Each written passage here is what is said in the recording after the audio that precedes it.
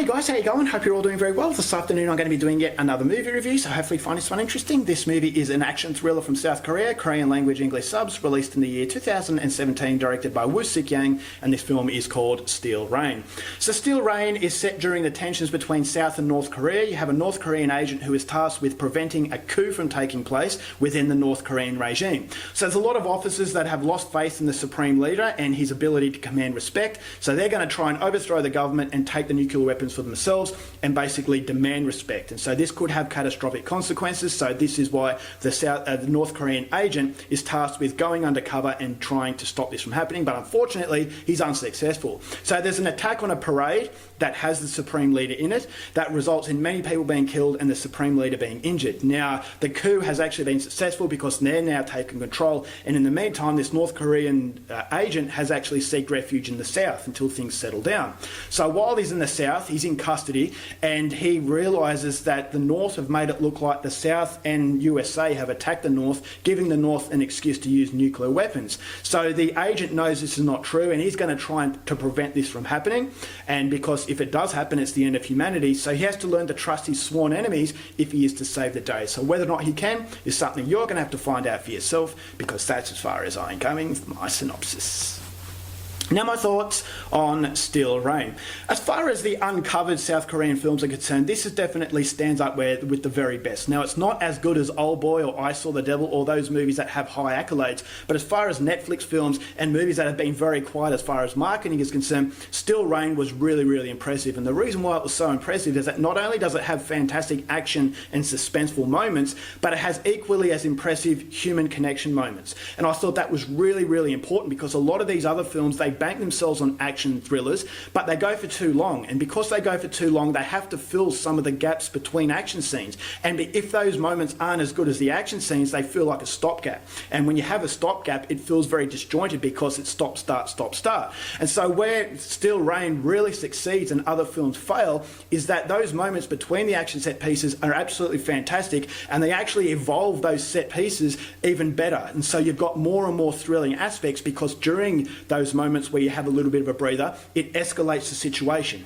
So you have great choreography. I don't know what it is about South Korean films and their choreography, but all the action set pieces are absolutely fantastic, very fast paced and very brutal, and it's really breathtaking, some of the stuff that happens. And so the stunt work and everything combined I thought was fantastic. But where the biggest surprise comes from Steel Rain is the human connection that you get with the characters. Now, North Korea has been demonised, rightly so. The North Korean regime is evil, but we tend to see all North Korea as evil. But where this movie really got to me is that it actually painted these North Koreans for people who have been ruled by a brutal dictator, and they don't know any better. And so when you're confined to a space where you're told over and over again something that's a lie, of course you're going to follow them. Of course you're going to do everything that they say, because there's going to be brutal consequences. And so there's a lot of sorrow in this movie for the North, because especially this main character is that he has sworn allegiance to the Supreme Leader. He will die for the Supreme Leader. And so he is being taken by this propaganda since a young age. But at the same time, he's a very loving character. He's got a wife and a daughter, and so he's no different to you and me. And so he's trying to make the best living,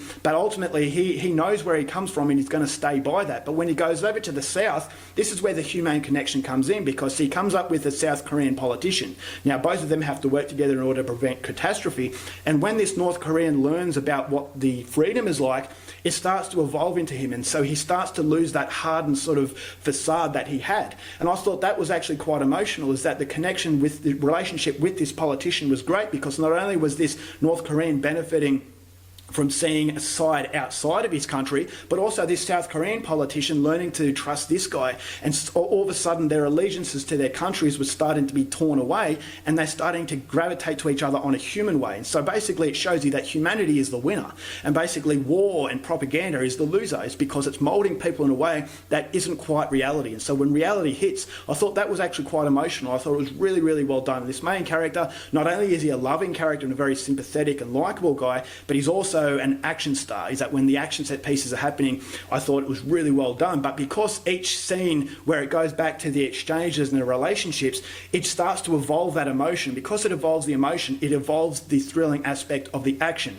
So there's a lot more at stake. There's a lot more of a threat because you don't want to see these people being hurt in any way. And you've also got political aspects in this movie where it's in the meeting rooms where the presidents are talking with each other. And as that situation starts to escalate, that also adds to the impact of the action scenes. Is because if stuff fails, then all of a sudden it's going to be catastrophic. And so when you have that threat behind action, it starts to make it more involving. And because you can involve yourself into what's going on, I just thought it hit me on so much more impact than I was initially anticipating. So the continuity of the film and the tone of the movie is very, very consistent. Nothing outweighs the other, so you never feel as though you're watching a different film or you're not waiting for a certain aspect of the movie to take place. It's because every aspect of this film is finally drawn out in a way that I thought was just a very, very good action/thriller. So if you're after this kind of film, then this is a movie that is rarely talked about, but it certainly deserves a lot more accolades than it gets because I thought as though it was really well told. The script is very good, as I said, very emotional without being melodramatic because you actually get an insight into these people. And when you get an insight into people, ultimately you don't want to see them die. And because the overall grand scheme of things, a lot's at stake, nuclear war, you want it to be prevented. Therefore, when the action happens, you have it on the edge of your seat a lot more than you would have with other films that aren't quite as emotionally in depth. So the script, very witty as well. There were some moments that made me laugh that alleviated a lot of the pressure. So it's a very tense pressure cooker situation. But there were some jokes that were thrown in there that alleviates that tension a little bit. And I thought that was a welcome surprise as well. So technically a very, very good film. But emotionally and psychologically, I thought it was equally as impressive and therefore makes Still Rain highly recommended. So overall, I'm going to give this film 4 stars. Go out there and see it. I was really impressed. Alright guys, that's it for my review. Hope you enjoyed it. Till next time, keep watching movies and I'll see you later.